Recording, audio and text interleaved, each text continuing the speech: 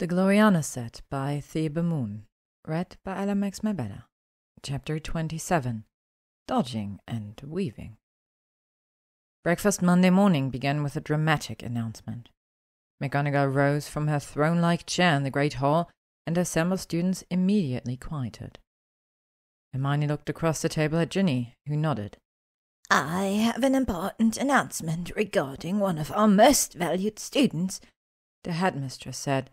"Ronald Weasley has elected to leave Hogwarts and accept a partnership with his brother George at Weasley's Wizard Wheezes. I have absolutely no doubt that both Mr. Weasleys will continue to find great success with their business." Murmurs rippled through the mass of students, and a good number of them looked at Hermione and Ginny, who both smiled and nodded. "I cannot emphasize enough the debt this school owes to Mr. Weasley personally. He has been a brave and loyal addition to Hogwarts and worthy of our respect. He regrets that he was unable to say goodbye to you all personally, but felt his family needs him after the events earlier this year." She lifted her goblet. "I would like us all assembled to toast Mr. Ronald Weasley." Hermione stood up immediately, and the entire Gryffindor table followed, as well as the Ravenclaws and Hufflepuffs. Ginny gave Blaise a significant look, and he rose with Theo bringing the Slytherin table along. Even Malfoy stood with a glance at Hermione. She felt a bit teary after they sat down again, but the memory of Ron so cheerful and relaxed at Diagon Alley the day before was a comfort. She took out her quill to update the day's study schedule, and it suddenly quivered in her hand. Oh no! Feelings. Nothing more than feelings. The quill sang. Ginny whipped her hat around in her seat.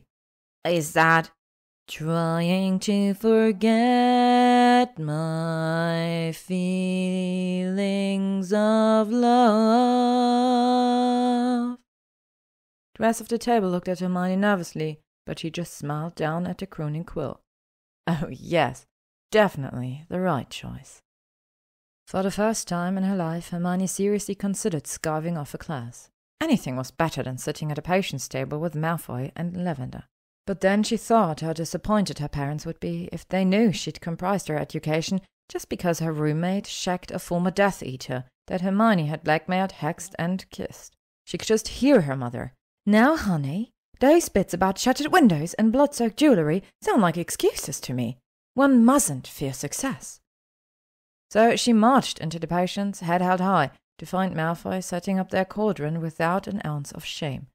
Disgusting! She gave her patient's partner the cold look he deserved and took her seat. Lavender arrived and looked nervously at Malfoy, who regarded her with usual bored indifference. Hermione glared at them both as she ground an irrumpant horn to dust. Sickening! Absolutely sickening! The angry Hermione became, the smugger Lavender's expression grew, and by the end of the class she was cooing at Malfoy as usual.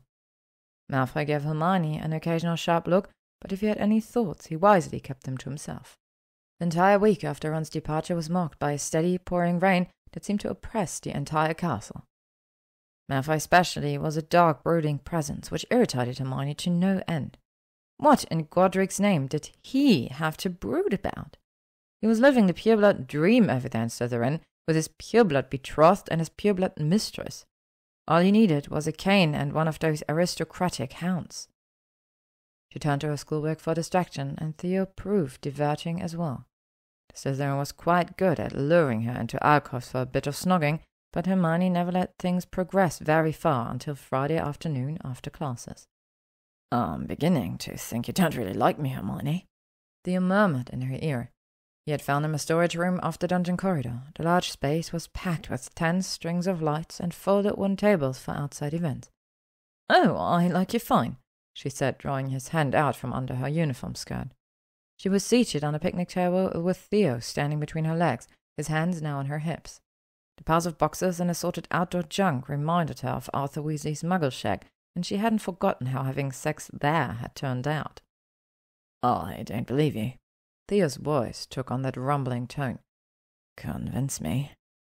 "I wrote up a chart on all your positive attributes in my loop, ranked in order of importance," she said brightly. "I could read it to you if you like." Theo withdrew his hands and looked down at her sternly. Like Hermione, he had shed his robe, tie, and jumper, and with his artfully messy black hair and 5 o'clock shadow, he looked nothing like a student. The top buttons of his shirt were undone, revealing a quantity of dark chest hair. Hermione swallowed, but didn't look away. I'm guessing the words considerate, kind, and agreeable figure prominently in your chart, Theo said. Hermione nodded.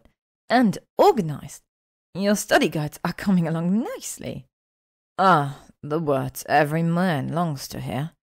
I wonder, Theo murmured, twining a hand into her curls and pulling her head back gently, if you'd like me better if I was a bit less agreeable. Hermione's breath quickened, and she flushed, realizing she'd given herself away. She and Theo locked eyes, and his hand in her hair tightened. His kisses were rougher now, his other hand tearing at her shirt. He was pressing her backwards, and things might have advanced further if Ernie Macmillan hadn't flung the door open with a bang. Hermione! Ernie said hoarsely, his ears turning red. Theo spared Ernie the slightest of glances, not moving his hands an inch. Whatever you're here for can obviously wait, Macmillan, he said coolly. Is it Malfoy? Hermione popped up, nearly clocking Theo in the head. Is Kingsley here again? Theo gave a low groan. What? No, Ernie said. I'm here to take inventory for the Halloween festival. I told the prefects to do it, but... Have you organized a festival steering committee? Hermione pulled away from Theo and turned toward Ernie, wagging her finger. You won't get anywhere unless you hold people accountable. Ernie, are you listening to me? Ernie's whole face was brick red now, as well as his ears. Hermione looked down. Her shirt was completely unbuttoned. Blushing, she pulled it close, clamping her knees together as well to avoid a view straight up her. It's all right, Macmillan, Theo said, chuckling. I wasn't listening either.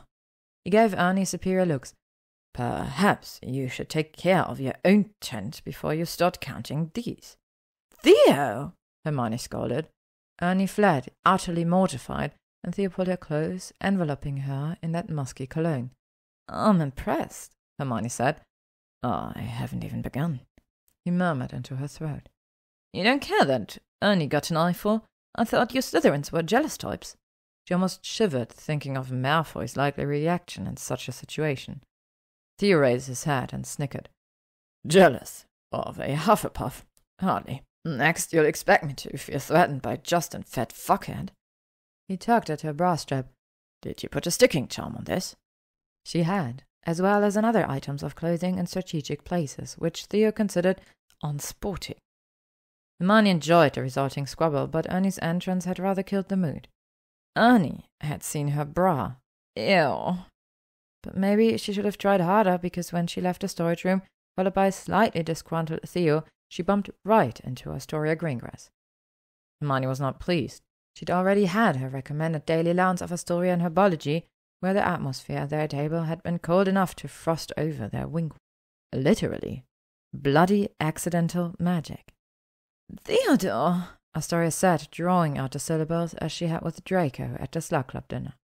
She was wearing her keeper's jersey and holding a broom, obviously on her way back from afternoon Quidditch practice. But despite the wind and rain outside, Astoria looked painfully tidy, with only a slight dampness curling the ends of her long golden braid. She ostentatiously brushed at her sleeve where Hermione had touched her. Astoria, Theo said curtly. Astoria looked him up and down, then cut her eyes between Hermione's rumpled state and the still ajar storage room door. Hermione flushed. Theo's hair and clothing, of course, were above reproach. You seem tense, Theodore, Astoria said with a smile. Dissatisfied. A bright gaze touched on Hermione again. So sad. Astoria, Theo repeated, an edge of warning in his tone. Hermione's fingers twitched for a wand. The blonde's cat-in-the-cream look only intensified. Perhaps it's for the best, Theodore, she went on. You wouldn't want to spoil your appetite. She smirked at Hermione. Astoria, I asked you to. Malfoy strode into the corridor, also wearing a Quidditch jersey and holding a broom. He halted seeing them, then turned a deadly, unblinking gaze on Theo, who smiled back pleasantly. Look what I found, Draco, Astoria said. Outside the storage room, no less. We were counting inventory for the Halloween festival, Hermione blurted. Tables and folding chairs and candles and— Shut up, Hermione screamed. Shut up! And tents, Theo put in. So many tents. And cauldrons for apple bopping, Hermione blabbered. You can't have too many cauldrons. Shut up about the cauldrons. You sound like Percy. Draco and I are headed to the common room for a little mulled wine before dinner. Please join us, Astoria said to Theo as if Hermione hadn't spoken. Thank you, Astoria, Theo said smoothly, but I don't think Hermione and I are quite finished. He turned to Hermione with a smile. We still haven't counted the boxes of disembodied hands. Malfoy's hand tightened on his broom, and Hermione bit her lip, wondering what to do. Despite Astoria's needling, Hermione wasn't slipping back into that storage room with Theo. And she certainly wasn't going down to the Slytherin common room. Manipulative snakes. Finally, she summoned the one phrase that had never failed her. I have to go to the library, Hermione announced. Astoria cast a look of burning contempt. Malfoy raised an eyebrow. The library, Theo repeated. Now, I have an astronomy essay, Hermione said. Some scrolls can only be read when Venus and Mercury are above the horizon. She pulled her study schedule out of her skirt pocket. She always carried a tiny roll, never knowing when inspiration would strike, expanded it, and gave it a quick scan. Yes, she said decisively. Finishing that essay tonight gives me more time for porn. Hermione pocketed the scroll and looked calmly at the Slytherins.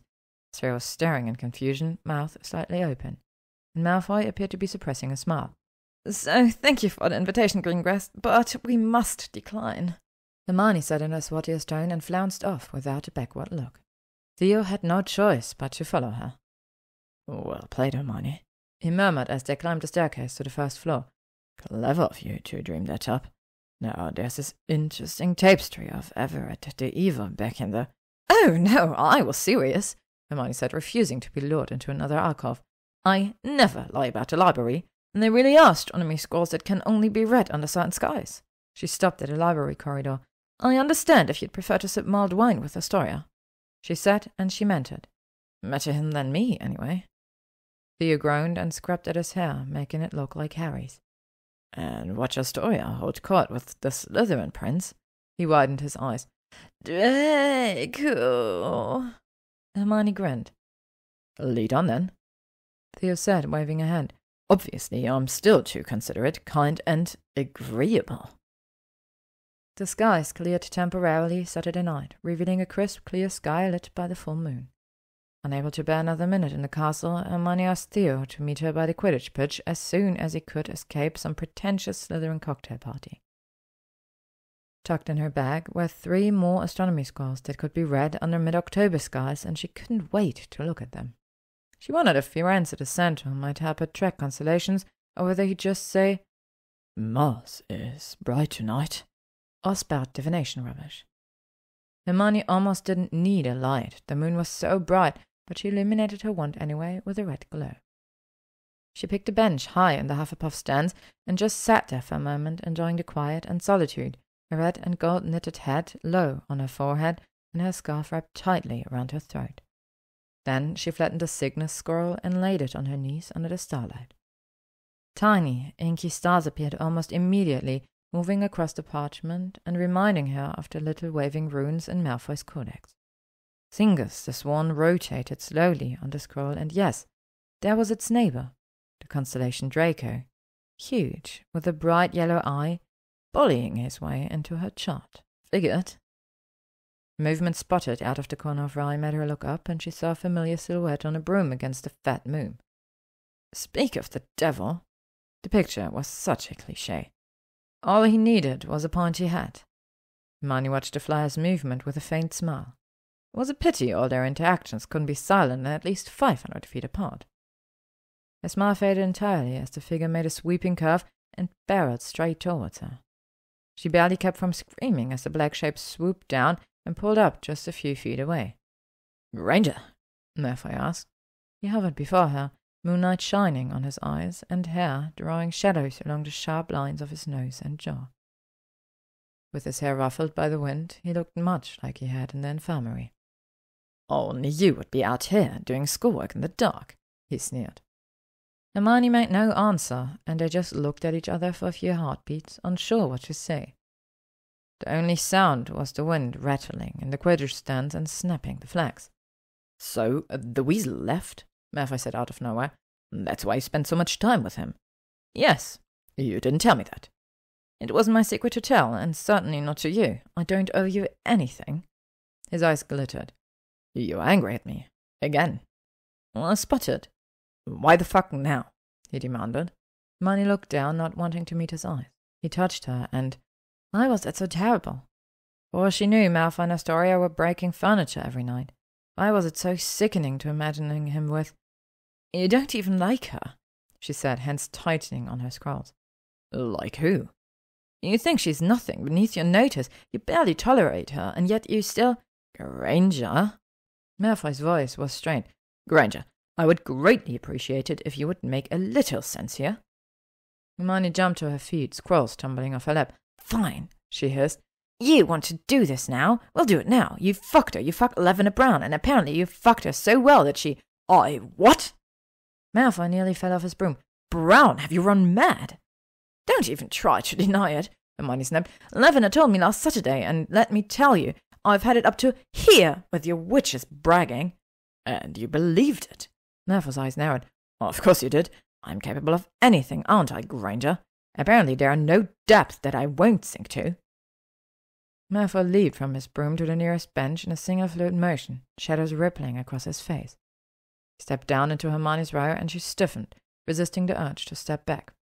"Look, who knows so much?" he said in a soft, cold voice. "Tell me how many other slags I have bent over, willingly or not." His hands were on her shoulders, clutching the cloth of her wool coat. "I saw a lot of things during the war." She couldn't look away from those deadly eyes. "I'm a bad man, remember?" Hermione breathed in sharply. Don't be stupid. I don't think—" "You don't think you know, don't you, Granger?" He pulled her closer. "Tell me what I've done." He whispered, his breath hot in her ear. "Wands and knives weren't the only weapons at Malfoy Manor." Hermione's heart pounded. She couldn't move, and the moment held. Then Malfoy released her and stepped back, lip curling.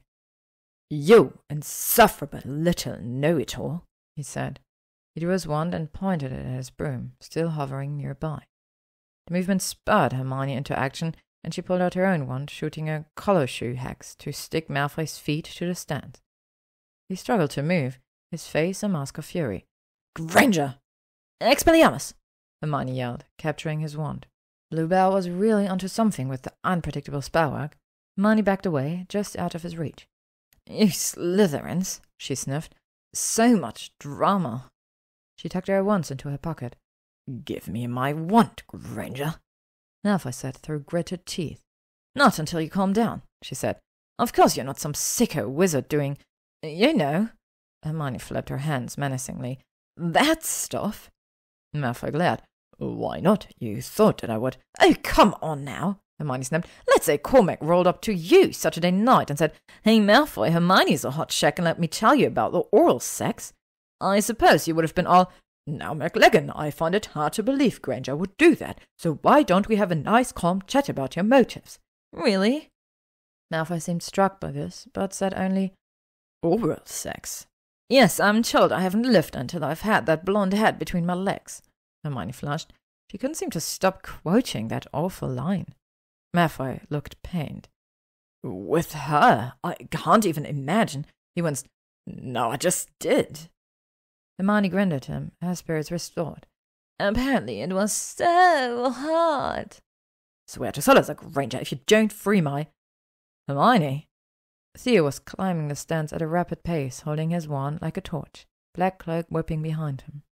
Hermione quickly freed Malfoy's feet and handed him his wand.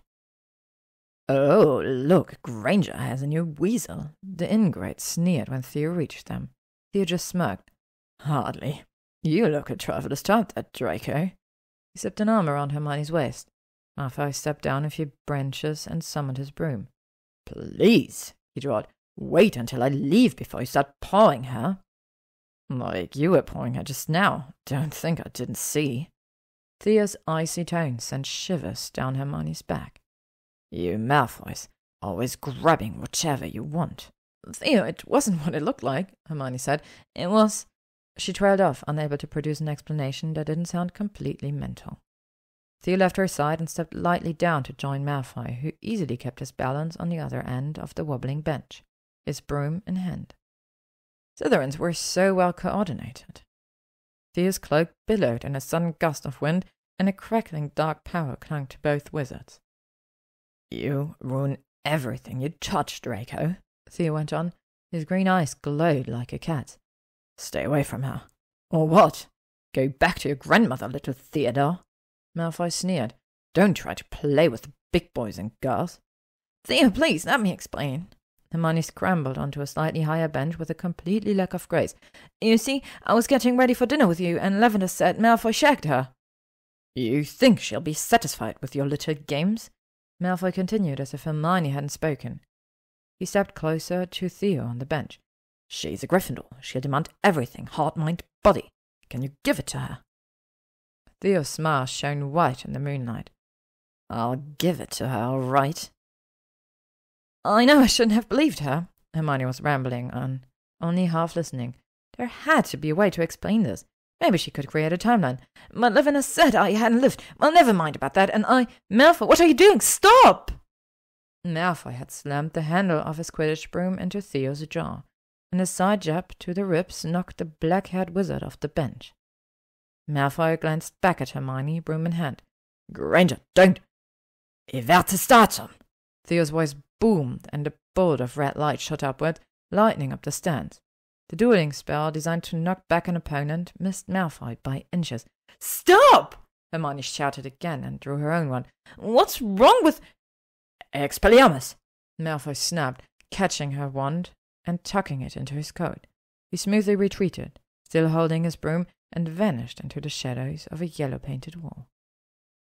Undaunted, Hermione charged after him, tripping on a step and falling to one knee.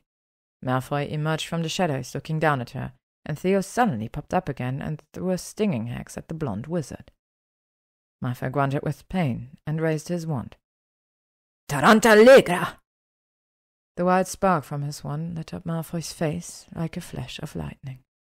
And for an instant, Hermione was back in the Department of Mysteries, dodging curses from Death Eaters in the dim light.